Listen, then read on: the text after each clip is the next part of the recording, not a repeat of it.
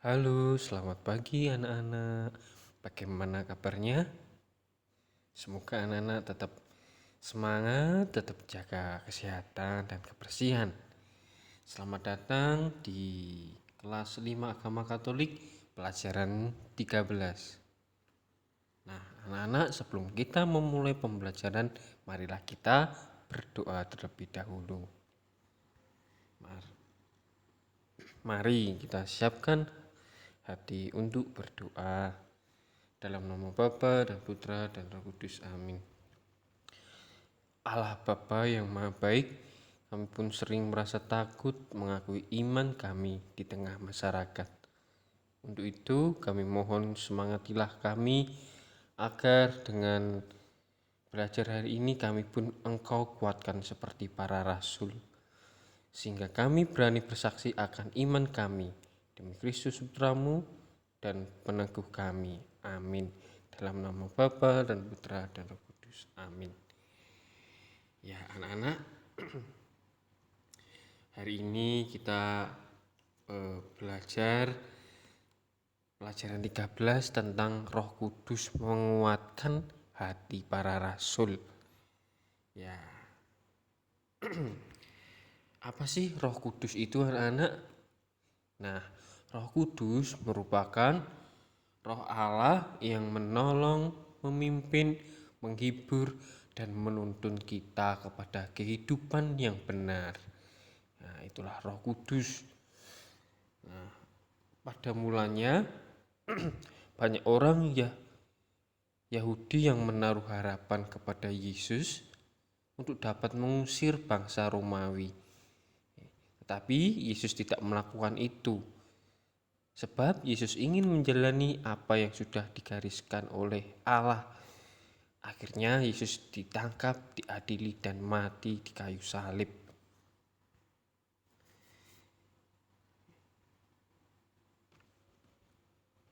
Setelah melihat Yesus dihukum mati, hati para murid terguncang ketakutan. Sebagian besar pulang ke halaman rumah mereka. Terus ada yang kembali ke pekerjaan mereka seperti Petrus menjala ikan, menjadi nelayan. Terus kemudian ada yang pulang ke rumahnya masing-masing. Di tengah perjalanan ke Emmaus ada dua murid Yesus yang dikejutkan oleh Yesus yang hidup lagi. Dan kemudian mereka kembali ke Yerusalem. Murid yang lain juga mengalami penampakan Yesus dan akhirnya mereka bersama-sama berkumpul di Yerusalem.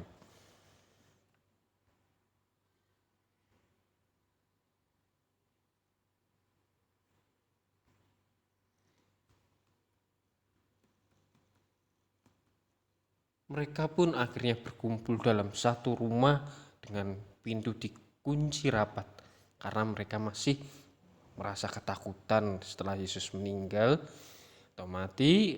Takutnya nanti para prajurit Romawi ingin menangkapnya, jadi mereka menutup pintu rapat-rapat. Mereka akhirnya menceritakan tentang penampakan Yesus ke murid satu dengan yang lain dan membuat mereka bersemangat karena Yesus telah bangkit.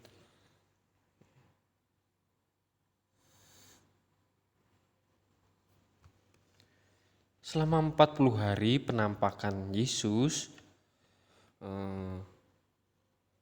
Yesus menyuruh para muridnya tinggal di Yerusalem. Dan setelah 40 hari, Yesus naik ke surga.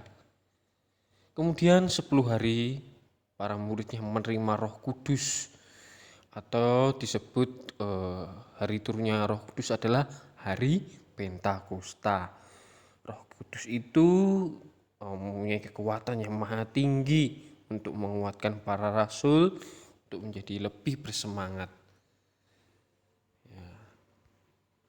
Ya anak-anak, kita akan mendengarkan kisah para rasul dari kisah para rasul 2 ayat 1 sampai dengan 45. Kita dengarkan ya.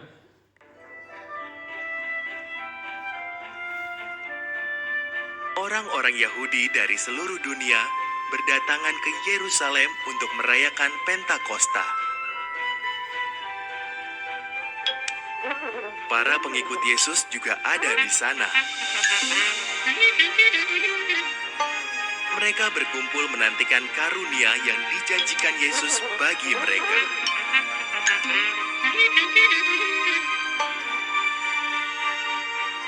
Di tengah-tengah perayaan, karunia Tuhan datang. Dimulai dengan suatu bunyi seperti deru angin keras yang memenuhi rumah tempat mereka menanti.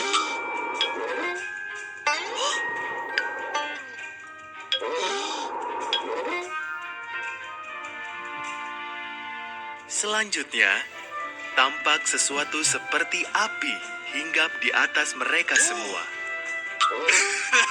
Lalu Roh Kudus Tuhan memenuhi semua orang di dalam ruangan itu, dan Ia memberi mereka kuasa untuk berbicara dalam bahasa-bahasa lain. Orang-orang Yahudi dari segala penjuru dunia mendengar mereka dan takjub. Orang-orang ini berbicara dalam bahasa kita dan menyatakan hal-hal ajaib yang telah dilakukan Tuhan.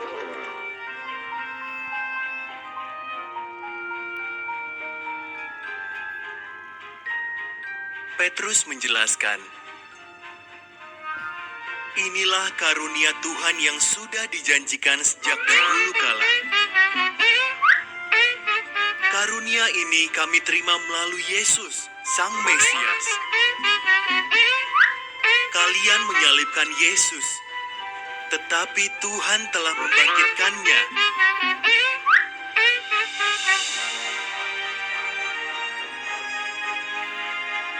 Apa yang harus kami lakukan? Tanya orang-orang. Tinggalkan perbuatan jahat, jawab Petrus. Percayalah pada Yesus Kristus. Ia akan mengampuni dosa kalian dan memberi kalian Roh Kudus-Nya.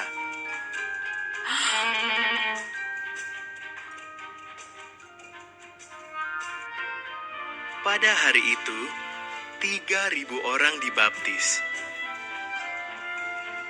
Masih banyak lagi orang yang percaya kepada Yesus sebagai juru selamat mereka.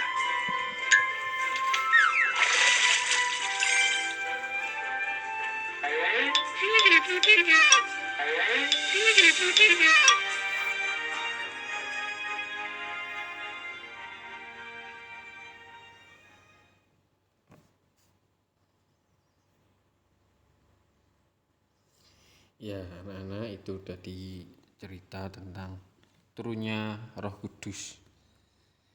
Roh Kudus turun dengan berbagai tanda, yaitu tiupan angin kencang dan lidah-lidah seperti yang nyala api. Angin itu lambang dari kehidupan dan api adalah lambang dari semangat. Para rasul mempunyai semangat yang baru, yang tadinya takut, sekarang menjadi berani dan mempunyai semangat yang baru. Mereka juga menjadi pandai dan memiliki 7 bahasa lain. Inilah satu tanda kehadiran kerajaan Allah yang diwartakan Yesus.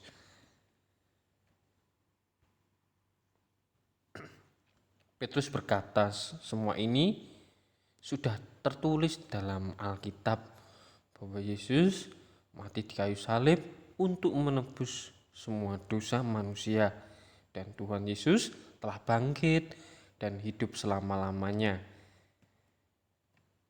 Jadi anak-anak, kita sebagai murid Kristus, untuk menerima Roh Kudus, pertama-tama kita harus sungguh-sungguh bertobat terlebih dahulu. Seperti kata Petrus, meninggalkan perbuatan dosa kita. Kemudian mau mengikuti jalan Tuhan, mau memanggul salib, mau bersaksi kepada Tuhan, dan percaya bahwa Allah selalu menyertai kita lewat Roh Kudus. Dan kita pun juga berani bersaksi akan iman kita di dalam kehidupan ini. Jadi kita harus berani mengakui iman kita, bersaksi akan iman kita di dalam kehidupan ini. Nah, itu anak-anak pelajaran hari ini. Semoga anak-anak dapat menerima ilmu dengan baik dan tetap jaga kesehatan, tetap menjaga protokol, dan menjaga kebersihan. Terima kasih anak-anak. Tuhan memberkati. Amin. Sampai jumpa.